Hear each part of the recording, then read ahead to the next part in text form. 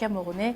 L'objectif d'Election Cameroun, passer à 8 millions d'inscrits avant les présidentielles d'octobre 2025 au Cameroun.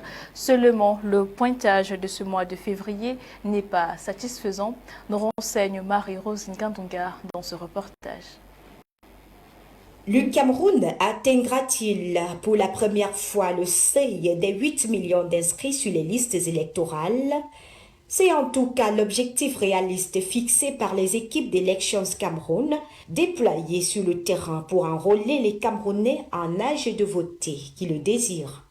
En décembre 2024, on en était à 7 842 622 inscrits, dont un petit effort et nous franchirons la barre des 8 millions. Malheureusement, il n'y a pas d'engouement sur le terrain ces jours-ci.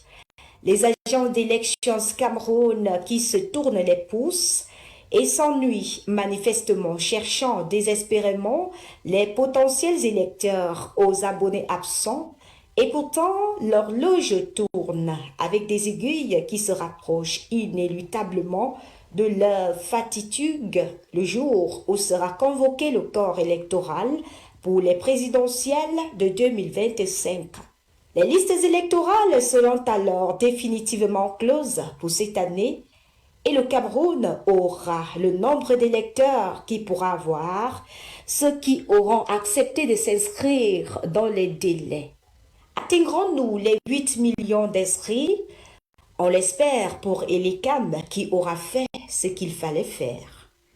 Aller dans les quartiers, traquer les potentiels électeurs dans les marchés, dans les carrefours importants de nos cités, tenir des campagnes dans les médias et réseaux sociaux, associer au processus les partis politiques, les organisations de la société civile. Pendant ce temps, certains parmi ceux qui devaient encourager les Camerounais à s'inscrire sur les listes électorales s'occupent à autre chose. Par exemple, des plaintes et des procès à en pas finir devant les juridictions, obliger l'institution en charge de l'organisation des élections à publier la liste électorale nationale. À minima, cela distrait les populations. Le soupçon a priori fait école, cela devient maladif. Et l'équipe d'enrôlement d'Elecam attend indéfiniment de servir. À plus de 7 800 000 électeurs inscrits en décembre 2024, allons-nous cette fois-ci encore échouer à atteindre les 8 millions d'électeurs? Aux uns et aux autres de prendre leurs responsabilités.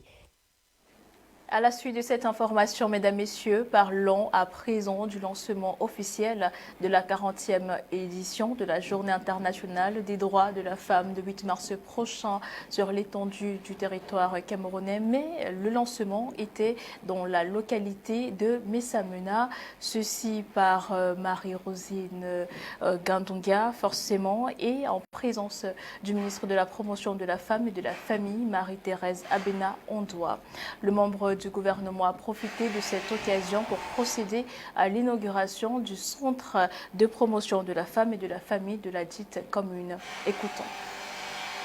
C'est parti pour la 40e édition de la Journée internationale des droits de la femme. Pour le lancement des activités relatives à cette édition 2025, la région du Soleil Levant, notamment Messamena, la Ville Lumière, département du Oignon Nord-Ouest 1 était en ligne de mire. Un choix qui n'est pas fortuit. La ville de Messamena, l'arrondissement a été retenu parce que c'est un arrondissement qui avait déjà introduit une demande pour la célébration de la journée mondiale de la femme rurale. Malheureusement, le sud avait précédé Messamena.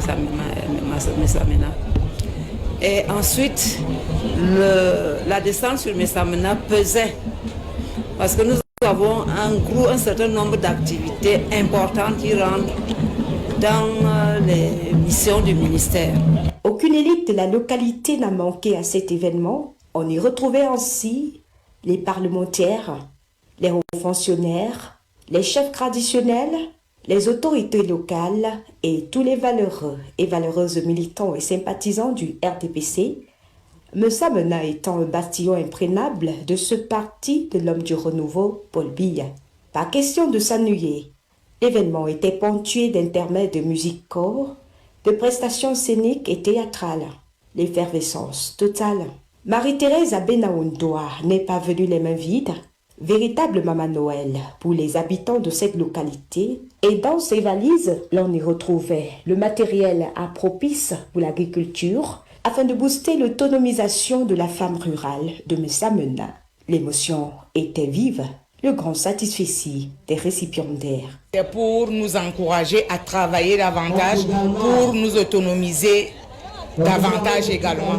Pour pouvoir parler un peu avec les hommes, parce que dès lors qu'on est autonome, on peut égaler un peu les hommes et on peut faire ce que les hommes font. Or, dans les dons, nous avons tout. Les scies, les atomiseurs, les motopompes, les machettes, les groupes même. Femme de Mesok est très émue aujourd'hui pour le lancement national par les dons que Madame le ministre nous a offerts. Nous allons prendre soin de nos champs parce qu'à Mesok, nous faisons dans le cacao. Et avec le matériel acquis ici aujourd'hui, je crois que l'autonomisation est déjà là à Mesok. Les filles et femmes de la Ville Lumière étaient en haut comme le parti politique, le RDPC. Les femmes sont donc déjà parées pour la grande parade. Une petite démonstration pour plus d'assurance. En tête de ce défilé, il y a encore de toutes les femmes sur tous les points. Nous vous remercions. À ce moment, vous voyez la portion en de nous respecter. À Messamena, l'hospitalité est une vie et une vertu. Il faudrait y arriver pour y confirmer. Et c'est pas la mère de toutes les familles au Cameroun qui en dira le contraire. La fête était belle. Une fois de plus, les élus du Rognon Nord-Ouest 1 ont encore prouvé que la politique du gouvernement telle que voulue par le chef de l'État est une priorité à Messamena. Le maire de la dite commune, soutenu par ses frères et camarades du parti, a reçu les félicitations du membre du gouvernement pour l'établissement de 400 actes de naissance et plus de 20 actes de mariage.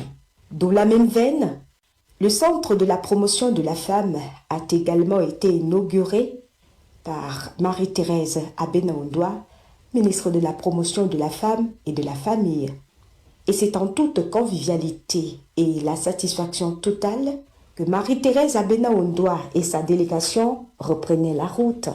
Pour toutes les femmes et filles, droit, égalité, autonomisation, c'est sur cette thématique que se célèbre l'édition 2025 de la Journée internationale de la femme, le 8 mars prochain. De ce jour de lancement national.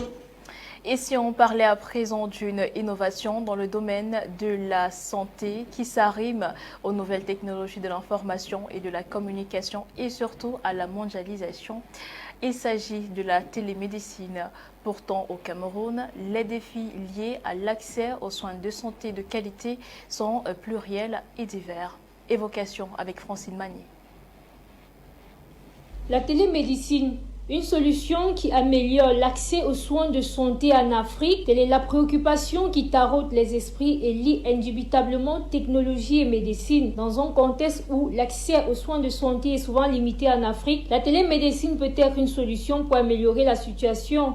Je peux dire que c'est une avancée très très agréable qui réduit vraiment le temps d'attente et de latence dans la prise en charge de certains cas pressés, de certains cas qui demandent un œil précis et un œil précoce, donc où il faut agir vite et où la guérison est une question de temps. Oui, dans ce cas-là, la télémédecine serait un atout. Au Cameroun, les défis liés à l'accès aux soins de santé sont nombreux, notamment en raison de la difficulté d'accès à des smartphones pour certains et au coût de la vie élevé pour d'autres. Maintenant, sur le plan financier, sur le plan purement mercantile et matériel, nous savons tous que nous sommes dans un pays à faible revenu. Donc, disons que combien de personnes ont accès au smartphone, combien de personnes ont des smartphones pour pouvoir vraiment bénéficier de cette télémédecine-là. Parce qu'il faut dire la vérité, ça fonctionne avec des smartphones. On a besoin des smartphones et d'une connexion plus ou moins fiable. Et combien de zones ici sont hors réseau? Donc c'est ça vraiment le principal problème avec la télémédecine. Sinon, je peux dire que... Des initiatives telles que le projet de télémédecine de l'Université de Yaoundé 1er ont permis de montrer des résultats prometteurs. Ce projet permet aux patients de consulter des médecins à distance grâce à des applications mobiles et des plateformes en ligne. Des experts de la santé apportent des limites à cela. La télémédecine a peut-être apporté un apport seulement dans la réduction du temps d'attente dans les salles d'accueil des hôpitaux. Mais en termes plus concret, je ne pense pas que la télémédecine ait apporté grand-chose, surtout dans notre contexte assez difficile et compliqué. Vous allez vous rendre compte qu'il y a des pathologies que vous avez. La seule façon de poser un diagnostic, on nous a appris à l'école, c'est d'abord quoi? L'interrogatoire. Ensuite, l'examen physique, qui est une grande part dans l'anamnèse, en fait, qui est une grande part dans le diagnostic médical. Donc lorsque vous n'avez pas cet examen physique-là, vous ne pouvez pas dire que vous avez une consultation complète. Donc c'est là vraiment la limite de la télémédecine. Malgré ces avancées, il y a encore des défis à relever. Le coût de la vie élevé, la difficulté d'accès à des smartphones pour certains sont des obstacles importants à l'accès aux soins de santé par la télémédecine au Cameroun. À la suite de ce reportage, mesdames et messieurs, nous parlons de toute autre chose. Réunis dans la ville de Yaoundé ce 24 février 2025, les responsables de la communauté économique des États de l'Afrique centrale ont discuté d'une stratégie culturelle pour la promotion, mais surtout la stratégie de la promotion de la culture africaine et dans la région. C'était en présence du ministre des Arts et de la Culture et d'autres membres du gouvernement. Jean-Paul Kébin, CGB Wélé. Unité des États membres. Cette rencontre est nécessaire et elle est importante aujourd'hui pour pouvoir permettre aux acteurs du Cameroun de pouvoir porter leur voix au sein des voix des 5 pays membres, des 6 pays membres de la CEMAC, afin que nous puissions construire tous ensemble une stratégie qui pourrait nous aider à pouvoir développer le secteur de la culture en Afrique centrale, sachant que l'Afrique centrale, c'est une sous-région qui regorge beaucoup de contenu et beaucoup d'expertise en termes de développement culturel. Donc cette consultation va nous permettre de dégager des grands axes que nous allons insérer dans notre stratégie et nous mettrons à la disposition de tous les acteurs de l'Afrique centrale pour pouvoir travailler ensemble. Les responsables ont souligné que la culture joue un rôle crucial dans l'unité de la région et dans le renforcement de son identité collective. L'une des recommandations de cette rencontre, c'était entre autres de tenir des consultations nationales pour pouvoir véritablement recueillir les problématiques, les enjeux, les difficultés et les perspectives des acteurs de terrain, des entrepreneurs culturels, vous les voyez là, des coordonnateurs de pôle, pour pouvoir nourrir ce processus d'élaboration d'une stratégie sous-régionale dans le domaine de la culture. Il s'agit de préserver, mais également de promouvoir nos ressources, notre patrimoine culturel et notamment dans la perspective d'en faire un véritable secteur de l'économie qui va pouvoir non seulement produire des richesses mais également de l'emploi. En adoptant une stratégie culturelle commune, la CEMAC espère mettre en valeur le riche patrimoine de la région, encourager le dialogue interculturel et promouvoir la collaboration entre ses pays membres. Chers acteurs de la consultation, vous êtes au cœur de la faisabilité de l'action de la CEMAC, notamment aider et orienter dans la mise en application de l'article 46 du mandat édité par la Convention régissante du EAC et pour l'accompagnement structuré des États membres dans la mise en œuvre de leur politique culturelle. Vos expertises permettront de relever les défis complexes et les opportunités que regorge la culture dans notre sous-région. Par votre engagement, vous aurez ainsi contribué à mettre en place un cadre idoine pour le développement culturel de notre sous-région. Cette initiative est considérée comme une étape essentielle pour garantir que la culture reste un pilier de l'intégration et de la coopération régionale. L'arrondissement de Messamena dans le département du Oignon, région de l'Est du Cameroun, demeure cosmopolite et accueillante malgré les difficultés rencontrées par les populations de cette partie du pays, notamment l'accès à l'eau potable et surtout à l'électricité. Jean-Paul Kébin et Serge Biwili dans ce reportage nous amènent à la rencontre de cette localité. Écoutons.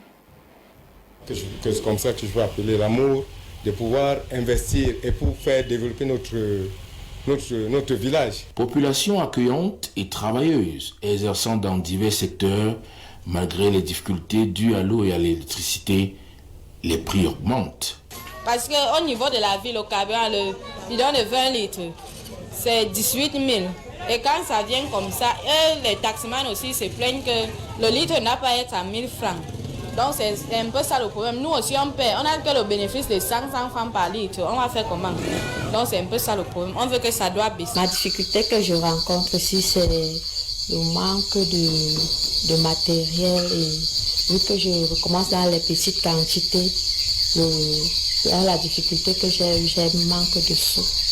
On manque de finances et le moyen de transport pour transporter le sujet. Et il y a manque de lumière. On est obligé d'utiliser les lampadaires qui ne gardent même pas l'autonomie. Soit à une certaine heure, ça s'éteint. Donc c'est la difficulté que je rencontre ici. On utilise les groupes. Nous sommes dépassés pour le problème de l'énergie. Parce qu'on ne s'en sort pas. Tu loues la maison. La bière, la bière est devenue trop chère. Par exemple, ça m'est passé pour qu'on ait de la bière ici, ce n'est pas facile. Le casier, c'est à 8 200, 8 600, 10 000, 11 000. Vrai de Dieu, manque de l'énergie. Quand on utilise le groupe, on perd tout. Énergie, puisque conserver le poisson n'est pas facile.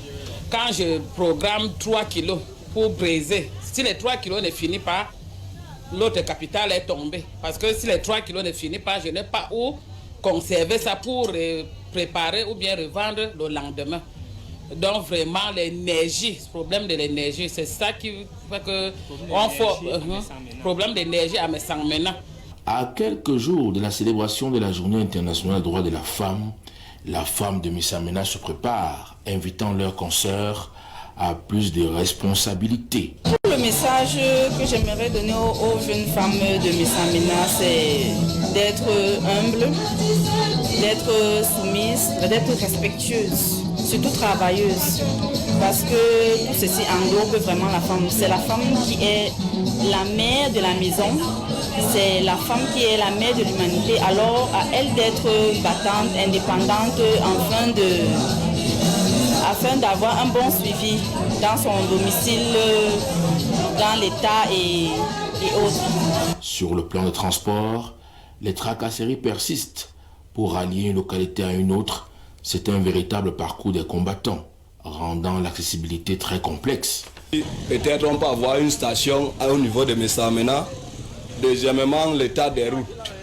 Troisièmement, si on peut nous aider au niveau des barrières, on peut nous diminuer des barrières au niveau de l'Est parce que Somalomo, Messamena, on se retrouve avec 3 barrières ou 2. Et les barrières nous exigent de payer 1000 francs dans les normes. Et si tu portes un client de 2000 ou 3000, tu ne rentres à rien absolument à la maison. Donc on travaille seulement pour le carburant seulement qu'on travaille. Nous voulons l'énergie parce que nous souffrons pour avoir le poisson, surtout comme moi je fais dans la presse du poisson. Pour avoir le poisson, nous avons des difficultés d'avoir le bon poisson. Si on n'avait pas le soutien de ceux qui utilisaient les plaques solaires, c'est que ça ne peut pas donner. Donc, nous supplions vraiment ces gens-là qui peuvent nous aider à vraiment nous envoyer l'énergie à Messamena. Messamena by Night est un véritable régal diversifié, les infrastructures routières qui ont permis une accélération dans son développement. Messamena, faites-y un tour. Nous restons dans le sillage des découvertes dans ce journal pour parler d'une autre zone touristique, l'Ascension Mont Cameroun, hormis son aspect sportif, regorge aussi des aspects culturels mais aussi touristiques justement, une particularité qui lui vaut un coin d'attraction des populations venues d'horizons divers. Évocation avec Joseph Betty Otto. Classée comme deuxième compétition sportive au Cameroun, l'Ascension du Mont Cameroun, rebaptisée la course de l'espoir en 1995, est l'une des rares compétitions africaines qui jumellent sport, culture et tourisme. Sur le volet culturel, la 30e édition de cette prestigieuse compétition a réuni plus d'une trentaine de groupes musicaux traditionnels issus des 4 aires culturelles du pays. Dès la cérémonie d'ouverture, les chefs traditionnels de la région ont entamé des rites de protection afin d'implorer la paix dans la région, particulièrement lors de ce moment festif. Entre guitares traditionnelles, tambours, tam-tam, balafons et fanfares, ce fut une compétition internationale riche aux couleurs de l'ambiance électrique. Ce fut également l'occasion pour ces populations venues des divers coins du monde de découvrir des menus traditionnels de la région du sud-ouest, à l'instar du héros. Concernant le volet touristique, le Char des Dieux reçoit des milliers de touristes durant cette compétition organisée chaque année au mois de février. Occasion également pour les fans des zones vertes de faire un tour au Parc national du Cameroun. Situé dans le sud-ouest du pays,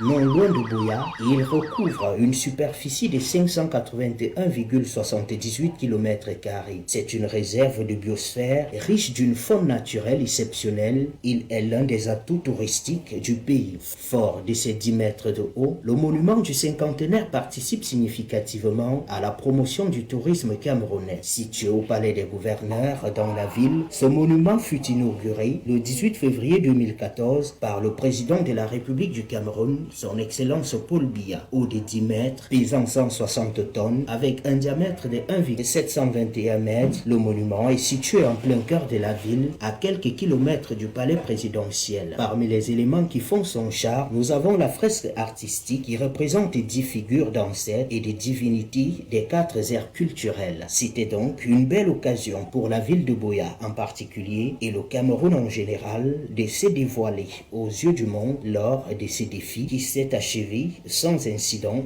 majeur. C'est une bonne nouvelle pour le Cameroun. Samuel Eto'o-Fils vient de recevoir un hommage exceptionnel au Burkina Faso. Un fait qui témoigne de l'admiration du peuple burkinabé à son égard. Ouagadougou vient d'inaugurer la rue des Étoiles et le président de la Fédération camerounaise de football est parmi les figures africaines marquantes car reste une légende du football et un modèle pour la jeunesse africaine et mondiale. Cette avenue accueille 140 personnalités honorées, parmi elles 116 burkinabés et 24 figures internationales dont Didier Drogba, Sadio Mané, Magic System, entre autres. Ces icônes du sport d'une part et de la culture d'autre part ont inspiré l'Afrique et continuent d'influencer les générations. La rue des Étoiles s'impose ainsi comme un lieu de mémoire et de célébration. Elle honore les personnalités qui ont marqué l'histoire. C'est un événement qui met en lumière les modèles inspirants et qui encourage la transmission des valeurs d'excellence et marque une étape majeure dans la valorisation de nos héros africains. Nous y reviendrons. Et dans l'actualité africaine de ce jour, pour terminer, mesdames et messieurs, rendons-nous en République démocratique du Congo où l'on observe l'arrivée du procureur de la Cour pénale internationale dans la ville de Kinshasa avec Awa Dali.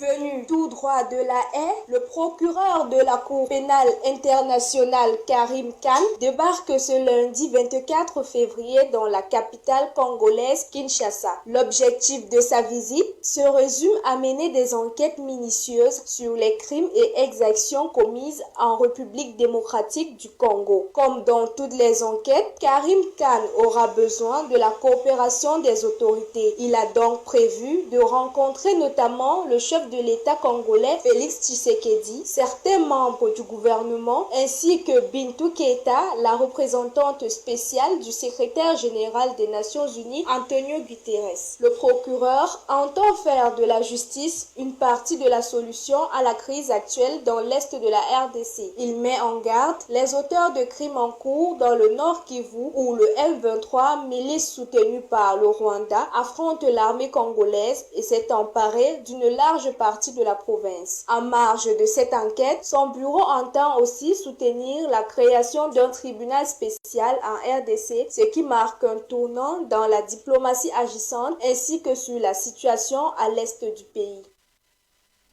Et voilà qui referme ce journal pour le compte de cet après-midi. Mesdames, Messieurs, merci de nous avoir suivis. Restez en compagnie de nos programmes qui se poursuivent sur My Media Prime Télévision avec l'édition de l'information en langue anglaise à 18h30 exactement. Quant à nous, retrouvez-nous demain même heure pour une autre édition du journal. D'ici là, portez-vous bien. Demain, même heure.